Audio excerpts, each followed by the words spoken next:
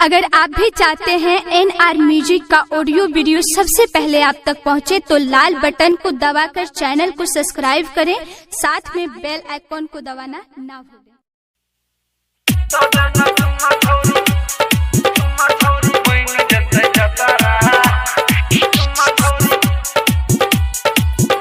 अखन अहाँ सब सुन रहल छी NR म्यूजिक के शानदार प्रस्तुति। म्यूजिक बाय डीजे गुड्डू राज। जाको हम देखे लो पंडित जी से पता रहा, जाको हम देखे लो पंडित जी से पता रहा।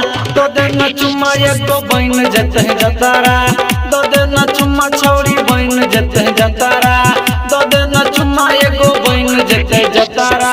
दो दे भी चुम्मा सब कट जते खतरा, दो दे भी चुम्मा सब कट जते खतरा।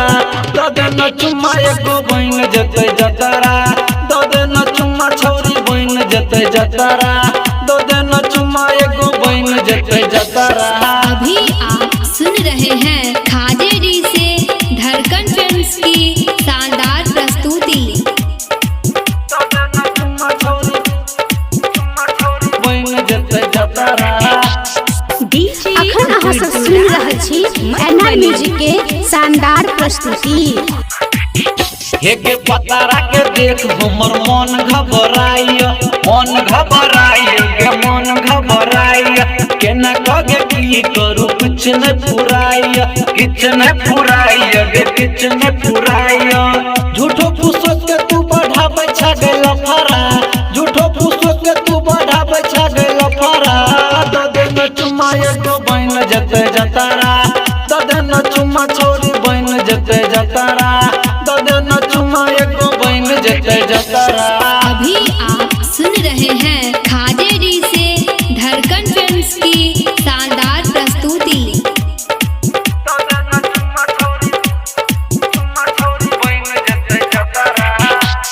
डीजे गुड्डू राज मधुबनी।